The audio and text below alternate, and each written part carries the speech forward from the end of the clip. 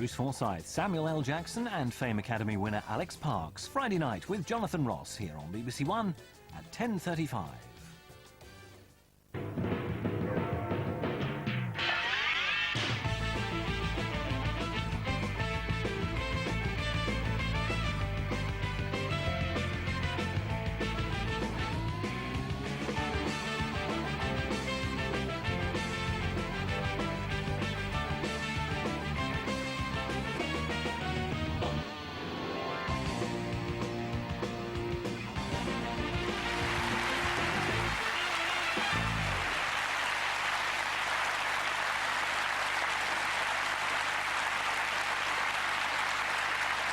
Good evening and welcome to Have I Got News For You? I'm Jimmy Carr. You'll probably know me best if we went to school together.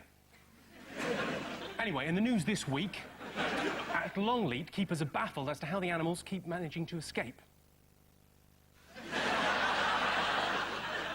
On a council estate in Brighton, a group of children refused to say where they buried the blue whale they nicked from the aquarium. And at the end of his first day's work for a leading drug company, the new Viagra tester thanks his assistants for their help.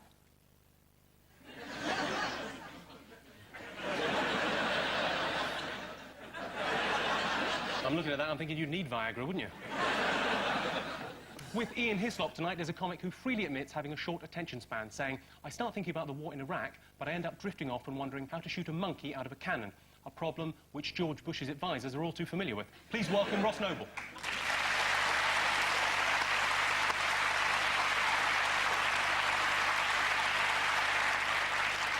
On Paul Merton's team is an actor and gay rights campaigner who says he's always refused to be pigeonholed. His words, not mine. Please welcome Ian McKellen.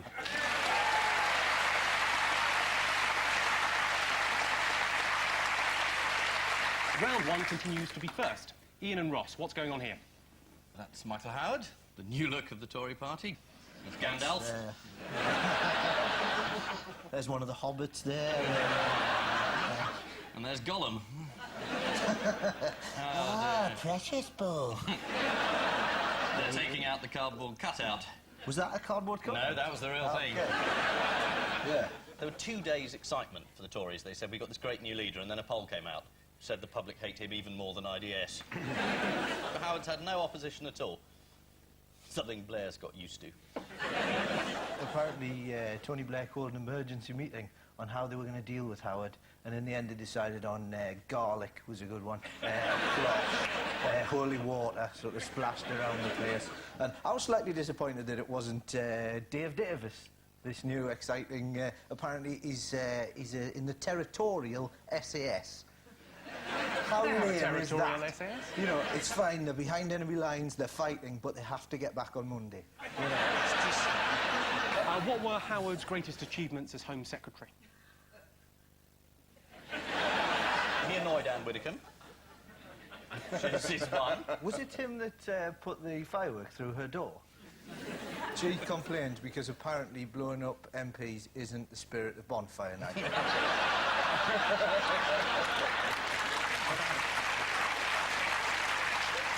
She's had a makeover, hasn't she? The hair's all blonded and everything, a little bit slimlined and... I think that's actually burned. I think that's it was meant to be a fringe one. When he was Minister for Local Government, he put through that short, nasty, brutish little law called Section 28. Personally looked after it. And I went to object. Now, the main reason for having Section 28 was to stop kids being taught anything positive about gay people like me. And at the end of the interview, during which he refused to do anything about it, he asked for me to sign my autograph on his kids' autograph album. So, off, I'm gay, I call it. What's the title of the new book by Ian Duncan Smith? Devil's Turn. Devil's Tune. Tune? Yeah. Tune. Are you dyslexic? No, I read The Guardian. It's very bad. Oh, well, don't kick a man when he's down. Talking of kicking a man when he's down, this is what the Daily Telegraph had to say. I honestly wish I didn't have to say this because it feels like kicking a man when he's down, but it really is terrible. Terrible, terrible, terrible. This is the news that Michael Howard has been given the job of leading the Tories to humiliating defeat at the next election. Last Friday, Michael Howard and Anne Widdecombe met up to agree on a strategy. You ring the doorbell, I'll say trick or treat. Paul and Ian, all aboard. Oh, this is the Aurora, is it? P&O line. Yep. Fancy dress party. There's, Having a line of coke. yeah. Help, we've run out of cocaine on this ship. Police have heard there's cocaine, they've gone there to find it. And that's what happens if you do too much cocaine. That used to be Anne Widdecombe. And that's what it's about. Anne Widdecombe has gone on a cruise ship, she's taken too much cocaine, and she has turned into a monkey because of this. So Anne Widdecombe went on a cruise, she took cocaine and turned into a monkey, is the answer to your question. Well, If you say no, that would help me out a lot. I'm surprised it wasn't a bigger story. It's people being sick, isn't it? 400 people got this virus. How many people are actually on the boat? 401. What were the symptoms? Sort of losing weight, blonde hair, very hairy back of the hands, a sudden desire to climb trees, and drink a lot of tea. The boat was drifting around the Mediterranean like a ghost ship. Nobody wanted it. Nobody wanted the passengers. If you go on a cruise, what do you expect? But to cruise? I mean, why do you have to get a... Not my area of expertise, Sir Ian, really.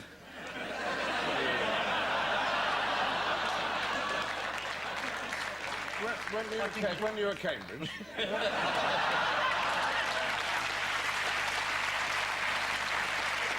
I tell you, there's definitely some sexual tension there.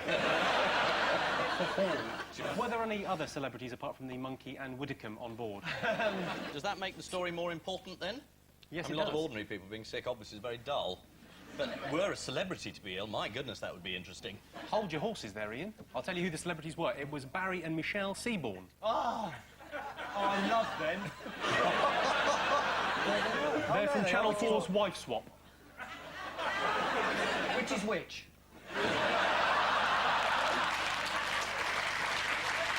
But they're ordinary members of the public who are put on television in order for us to snigger at them. It's called reality television. And now they're celebrities. They're sort of minor celebrities.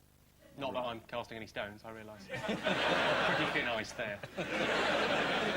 When has the Aurora been in trouble before? Oh, I know what happened. When they launched it, the champagne bottle didn't burst on the side. Well, that is true, yes. Is that the one where they had to break Princess Margaret over it? And all this gin came out, so it was like... Aurora passenger Sheila Elton told the Express the atmosphere was a combination of gloom and worry. That's a quote that's not going to make the brochure. Ian and Ross, what's been sorted this week? Oh, yeah, this is the new series of Postman Pat that's just started. Postman Rat. Yeah, that's right, yeah. We've actually brought rats in to do the job of the postman. And they're the cooking the rats there. The fireman just got involved for a laugh. That's Fireman Sam, he joined in. Indeed, yeah. They're always out together. Why did 100 postal workers call a wildcat strike last week? Because of the rats. They needed a wild cat to release. They're just a bit bored, really, weren't they? They were just kind of thought Christmas is coming up, everything's going quite well. Let's bugger it up. That's certainly the management's view. You were sort of on the right track as to why the strike started. There were 2 rats decomposing in the toilets and they complained about the smell.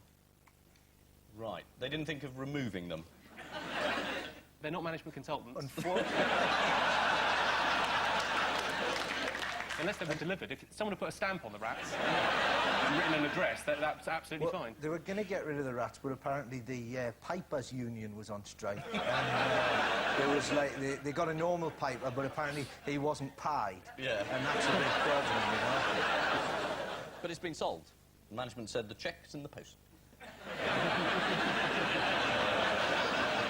Who was all set to deliver the mail on behalf of the striking posties? The firemen. A lot of them got second jobs. It's the milkman. Really? Who was going to decide whether the postal workers should be replaced by milkmen? Daily Express readers.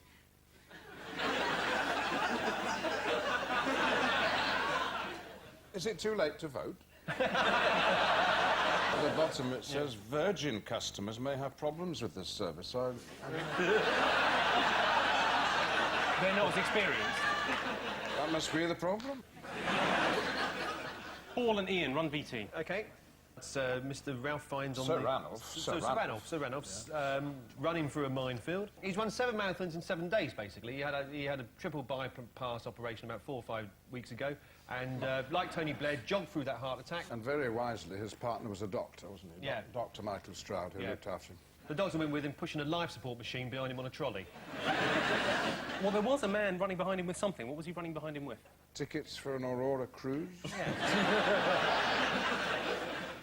Was that someone was running behind with a defibrillator the whole time? Oh, were they? Yeah, that's the real achievement, I think. Oh, yes, yes. What, did he have it? Poof, like... Yeah, he had a fella behind running with that. What, and every time he slowed down, he put it on his arm? So, how did he plug it in? Did he have a very long cable? There was a man behind him with a generator. Oh, right. And then another bloke behind him with a big burning thing coal. The whole marathon was just to power one man. He was on the front. There was hundreds of them with pumps and levers. And what was he specifically advised not to do by his doctors? Don't go running. Exactly right. Yeah. And whose idea was it? His, presumably. It was actually Dr. Mike Stroud. Oh, Was he the guy with the machine? yeah. Go Dr. Mike Stroud wants to visit Egypt, he wants to visit New York, he wants to visit Sydney. The best thing for you to do is to enter 7 marathons in 7 days, and I'll come with you. How did Fiennes and Stroud keep each other going? Did they listen to a compilation of Lulu's greatest hits? Was Lulu there with them on a portable stage, being pulled along behind the defibrillator? Because if you got the generator there for the defibrillator, you might as well have a stage show. You might as well have some lights, and his costume and makeup. She got very annoyed because the defibrillator was draining the power to the stage. Just to show, hey! Come on! She does get angry about these Oh, things. she can turn, Lulu. On a sixpence. Yeah, On a sixpence, that woman. yeah, that's what they said on Top Gear, actually. They road tested her last week. She has 48 miles to the gallon, did you know that, Lulu? The top comes down in hot weather. This happens to a lot of 60s pop singers. You turn up at the station 11:30 at night, the chances are the minicab that picks you up will be Petula Clark. Don't ask to go downtown, she's heard it 1,000 times before.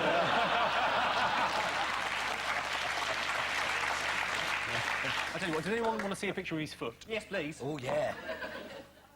Oh, no, that's the good one. You can't see the other ones. Anyone know why? He's got toes missing. Yeah, he has. Yeah, that doesn't mean you can't see it. When you lose your toes, it doesn't take on a magical quality of invisibility. Yes, this is Sir Ranulph Fiennes and Mike Stroud, who completed 7 marathons in 7 days. Sir Ranulph told The Times, "This has been very enjoyable throughout, apart from the running." Yeah, that is the bit that would have put me off as well. So at the end of that round, Ian and Ross have 4, and Paul and Ian have 4. Good.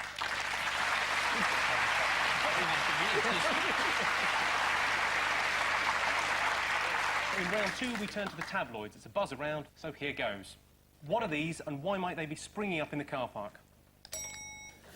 These are inflatable tents to be put in in hospital car parks. It's to stop people waiting in corridors. They can wait outside in a tent. And they're going to have inflatable doctors as decoys. And the good thing is, once you're well, you can get on top and, hey! You can bounce around the place. You can. Do you know what the tabloids are dubbing these? Big... Intensive care. Oh, it's not bad. There's a job for me later. Apparently, if you go private, you get your own space hopper.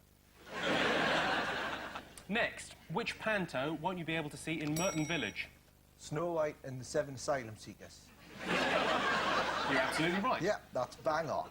Someone wrote a topical panto, and then at the last minute, the villagers decided they didn't really think they should put this on. The Commission for Racial Equality, well, they advised them that the title and contents would cause offence. And they said, oh, no, it wasn't. Next, whose fancy dress antics cost London £1 million? This is Spider-Man. There's no really strange sort of supervillains for him to deal with now, so he's fighting Tower Bridge. Well, he wasn't allowed access to his child by the child's mother. The child must be thrilled that her dad is Spider-Man, because normally these are kept quite secret, aren't they? Secret identity. Everybody knows it's now Dave Chick. It is Dave Chick. Dave yes. Chick, yeah. That's actually a superhero in itself. Yeah, exactly. Half man, half chicken. David Blaine just slay there, but Exactly. this David Chick was walking up and down Yeah. and waving and Yeah, costumes. got the flags out. Yeah. You've got such a sense of Webbing. theatre. I have. Yeah. I think he's one of a new breed of superheroes. Weekend access man. Next, why have 6 contestants on a new Sky One dating reality... Hang on. Paul and Ian. Yes, this is because it's... Light, please. Observe the light. Sorry, Ian and Ross. We're like a sort of regional police station with that there. Except that someone answers when it goes blue. And this is the story of six people who want to be on television very much. Blokes, men. Men. And there was the chance to kiss this amazingly beautiful girl who turned out not to be a girl. Does anyone know what the show's called? Kiss me, I'm a man. Should have really been the giveaway, shouldn't Yeah. it? There's something about Miriam. Miriam's called Bob. 6 male contestants were tricked into competing for the affections of a gorgeous model who turned out to be a man. A friend of one of the contestants told The Sun most of the lads only kissed and fondled Miriam. Most? Don't get me wrong, I don't mind anyone being a pre-op transsexual, but Miriam sounds like a slut. Next, if this were the future, what would I be doing? Folk music. Yeah, this is the new. The Japanese have come up with a new mobile phone that works with the bones in your ear, and so when you want to make a call, you just put the finger in your ear, and you can hear. And this is the new. Yeah, looking at me as if I'm making it up. And it's a new mobile phone. You put your finger in your ear, and when you've got a cross line, you put a finger in that ear. And if it's somebody you don't want to speak to, you stick a finger. I don't really know. You wouldn't want to get a fax, though, would you? No.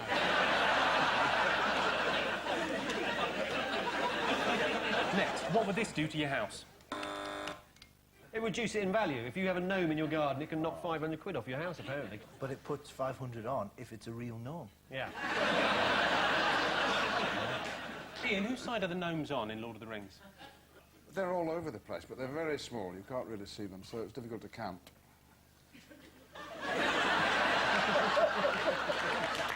I would love it if that had been one of the outtakes from Lord of the Rings.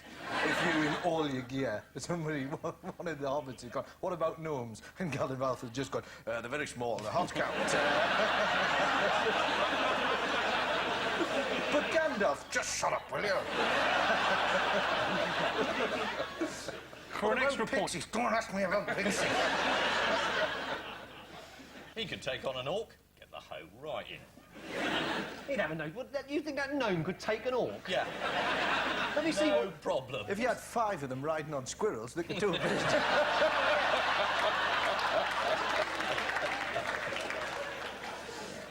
The odd one out round is next. Paul and Ian, here are your 4. John Prescott, Dave Hill, Elizabeth Hurley and George Best. Right. OK, Dave Hill is the new Alistair Campbell, isn't he? Is this mortarboard anything to help us? I bet they've all got honorary degrees, or they're rectors of universities, maybe. George Best. Yeah. Master of piss art. John Prescott's the only one that's using a new mobile phone from Japan. Oh, they've all got their own liver. Except one of them. And he's borrowed someone's. And I think he should give it back. OK, I'll give you a clue. Flashbang wallop. What a picture. What a photograph. Wallop, hitting somebody, George You're Prescott. pretty much there. Yeah, Prescott, of course, the famous wallop punch to the old mullet Everybody man. hit somebody. They all hit photographers, except Prescott, who hit an egg thrower. You're absolutely right. I think a round of applause for that,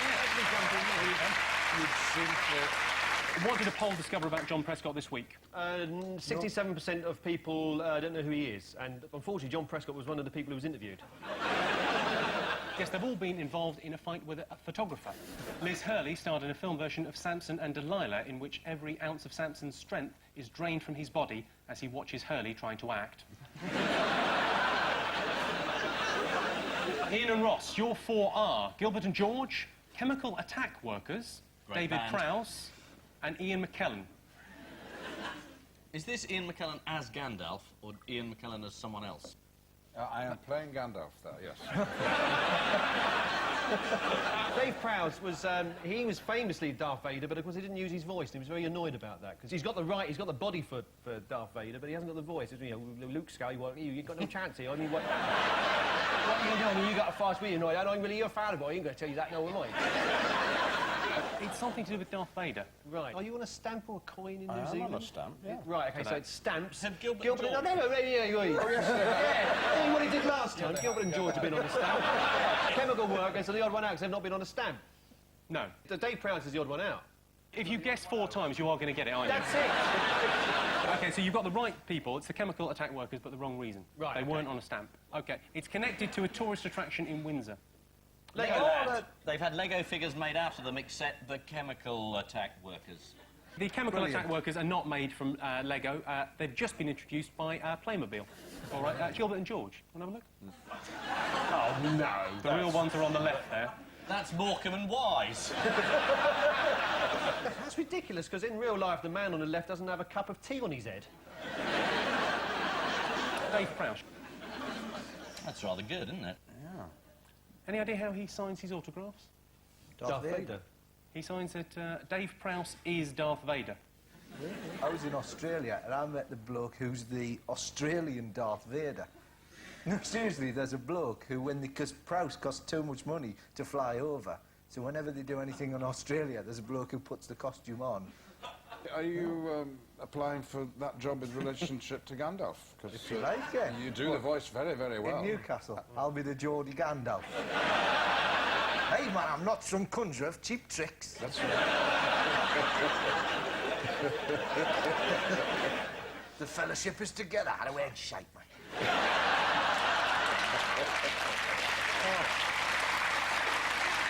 Now let's have a look at the Lego Gandalf.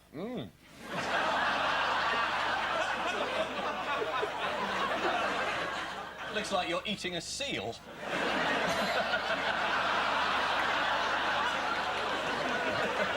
Or vomiting it up. I don't know. What do you think? Do you like it? That's rubbish. I've got a real model of you here. Teacup, has he? Teacup, yeah. What do you think of that? That's a real one of you. What's... Oh, look. What do you think of that? Now, that's lovely. It's a nice bit of kit, that. Look at that. That's lovely. Hi, what do you think of the show so far? Rubbish. Well, yes, this is a 19th century object. It's very clearly... it's Chinese, Turned into I think. bargain hunt. Yeah. According to the History of Lego website, in 1999, the Lego company headquarters underwent radical restructuring. They took them apart and made them into a massive space rocket. Ian McKellen is available in unofficial Lego as Gandalf. As a result of the Lord of the Rings movies, more and more children are picking up the original Tolkien books and saying, blimey, 1,000 pages, you're having a laugh, I'm not reading that. Missing Words is the final round, featuring this week's guest publication, Model Buses Magazine. You wait ages for an edition, and then, unfortunately, it turns up. Here we go. ITV drops show that pits what against what? Ant. Deck. John Craven against the forces of evil. Elephant against 44 dwarves. Oh, this is the thing where they have 44 dwarfs and can they pull an elephant? Take it to the pictures, give it a few drinks. A cup of coffee later and a bun. And they're furious when they find out it's an elephant. The elephant's furious when it finds out That's it's 44 dwarves. dwarfs. What? What is one top? They're all standing on each other's shoulders. They're big coats. Hello, my dear. Keep it moving, keep it moving. Hang on, look at that. So, what's it? Next, Guardian can what? But won't. Is it, print the name of the royal servant? They can name him. Yeah. His name's Fawcett. Yeah, that's the right answer. Name Fawcett. Yeah, Michael Fawcett, yeah. Well, that's a very disappointing outcome to that. I was looking Yeah. forward to a name I recognised. Didn't it involve a member of the royal family? I believe it Do you did. not know Prince Fawcett? But You have been filming a long time. Yes, that Prince Charles was... It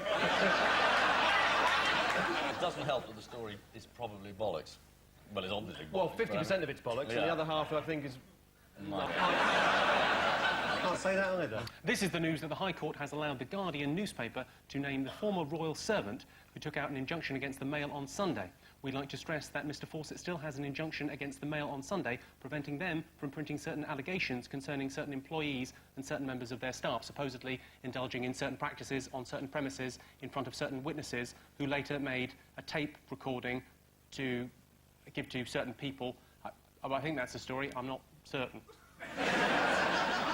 Next, Andy Pandy breaks what? Easily in a pub fight. Andy Pandy breaks Luby Lou's kneecaps.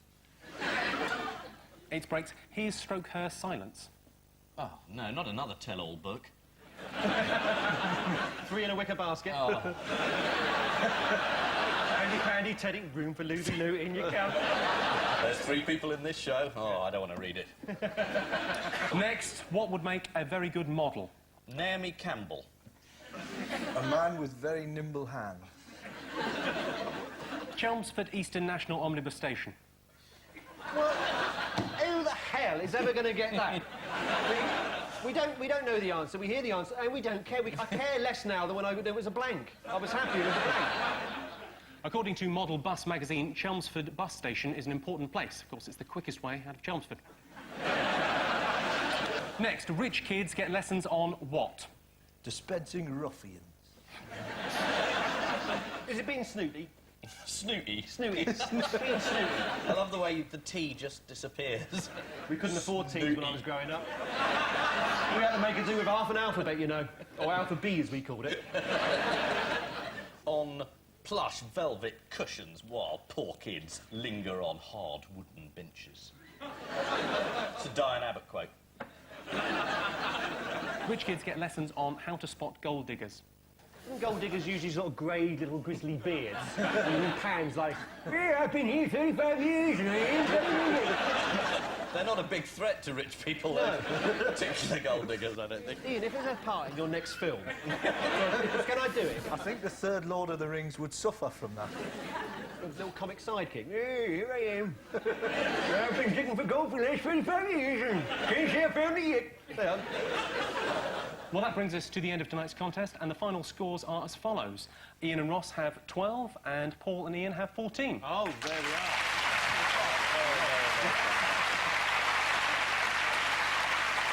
Just before we go, there's time for our caption competition. Murdoch appoints the rest of his family to the Board of Sky. That one on the left's going, look how long my tongue is.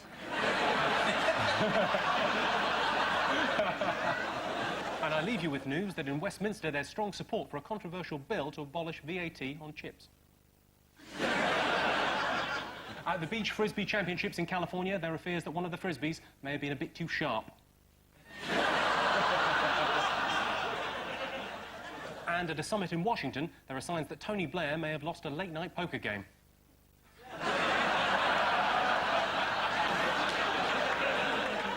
Good night.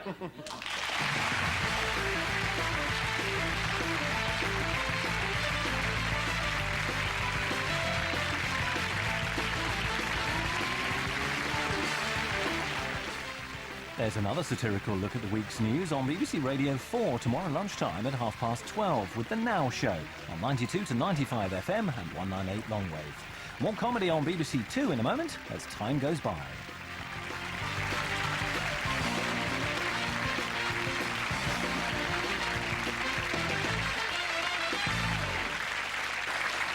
you ready? Mordor. Hey, if you're going somewhere, can I come with you? I'll be Hendelman here for a little go to there. Come here, you little rascal. Where?